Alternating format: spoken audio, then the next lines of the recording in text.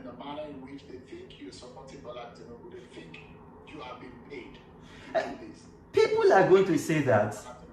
People are going to say that, I don't care if people are saying that, but what I can just say there is this, is that if I have collected even one kobo, one dime from Bola Tinubu, then let my maker deal with me and let me never progress. I've not collected a dime, I've not collected a kobo from him.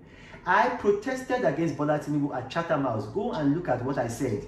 What I told members of my party is that as long as it is true, I am going to go after Bola Tinubu with the truth. But I am not going to lie, and which was my issue with, what's his name now, Rufai Oseni. The man told several lies. And it was just on the basis of that I said, if you go back... You kept it to Rufai Oseni, but I thought that he's your cousin, because I thought I saw a video where he said he's your cousin. You kept going back to him. Since you have a thing about... Wait, Olorumaje, he said he's my cousin. Okay, please, let me address that, because you are not the first person to have also told me. Several people. He did a video. He actually did a video. In that video, he alleged that he's my cousin. Rufai Oseni is not my cousin. He did the video, and that's why I said, in fact, maybe his parents should have named him Irolabi. Because the man, he just lies so much. Rufai Oseni is not my cousin. Yes, Rufai Oseni is a half-brother to, will I say, some people who are relatives of mine. So if he had been the same father with them, he would have been a distant relative of mine. But he's only a half-brother to them. I believe that he shares a mother with them, and he's not related to me in any way, shape, or form. However, his half-siblings are related to me. They are distant relatives. You have to understand one thing. I'm Ishakiri. And Ishakiris they are not much in number. I think we are about maybe 200,000, even if that. So all Ishakiris tend to be, what's what I'm looking for? They tend to be related, sort of, So his half siblings, they are distant relatives. I believe that my mother was the kind of benefactor to them. My mother got his sister a job. The sister lived with my mother, and even the Rufai was himself. He used to come. Because obviously, if the half siblings are coming on holidays, we can't say that okay, he should not come. So he would come with them. He would come to my parents' house. My parents would take. I'm not happy saying all of these things. I don't even want to say it because it looks like a family problem, which I thought that because you mentioned before Zeni's name separately, and I'm not very comfortable with it. This interview is about Chicago Bola Tinubu. No, hang on, please. I need to say this. I only mentioned Rufai Oseni's name in the context of the lie he told during that interview. I did not mention his name in the context of other things because he apologized to me in the presence of Mr. Nduka Obagbena, the proprietor of Arise Television, and I told him, I said, I forgive you. And if you look at it, I did a tweet saying that Rufai Oseni has apologized to me privately and I've accepted his apology and I move on. However, immediately after he apologized to me, he left the studio and then called my brother and began to threaten me. And then my brother recorded the conversation. He threatened me, he said he was going to kill me, he was going to destroy me, he was going to take me out. So all of this, my brother now recorded all the conversation and then my brother sent it to me.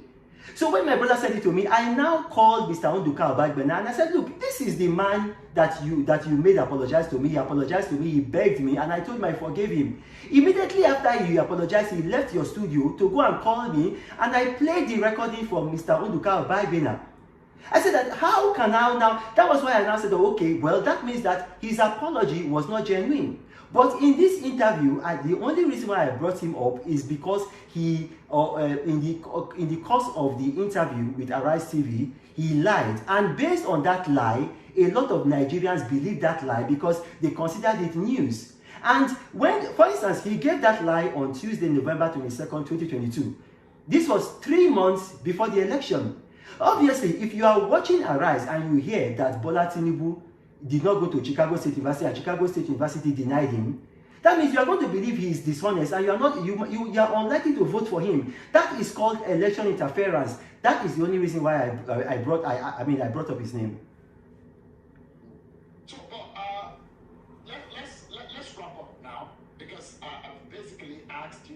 what you know about Mr. Bola Tinubu and Chicago University and the certificate.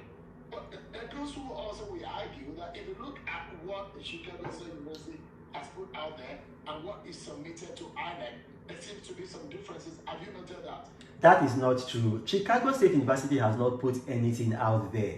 And this is what I'm saying, that Nigerians should stop relying on social media. Chicago State University has not put anything out there. The only thing that they said in a sworn deposition in court is that Bola Tinubu, the current, and I'm quoting them, the current president of Nigeria attended our school, Chicago State University, and graduated with honors in 1979. Full stop. In Hausa, they will say, Chikena. They have not revealed anything about his records, about his age, about his gender, about his height, or anything else. All they just said is that we confirm that this man attended our university. He graduated in 1979 with honors. Full stop. If you want to see his academic record, we are not going to give it to you. But if the court gives us an order, then we will comply with that order and release those documents. Interesting. So before I allow you to go, where do you see these? Because this doesn't look like it's going to go anytime soon.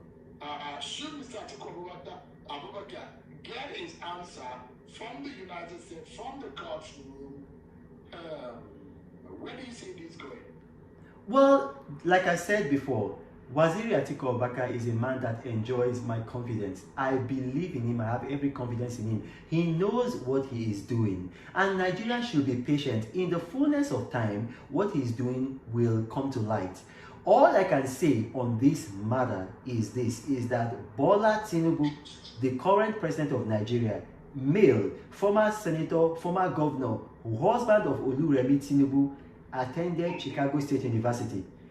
Now, whether or not he went to primary school or he went to secondary school, I'm not competent to comment on that matter. But on the fact that he attended Chicago State University, I went there. If you want, I will give you video evidence, documentary evidence, and also give you contact details to the school. The man attended Chicago State University. Reno Omokri, an author and former presidential aide to former President Goodluck Jonathan, thank you so much indeed for talking to us on this podcast today. God bless you. Thank you for having me. Thank you so much indeed. I'd like to bring in a very experienced lawyer, Mr. Liberos Oshoma, who has since joined us.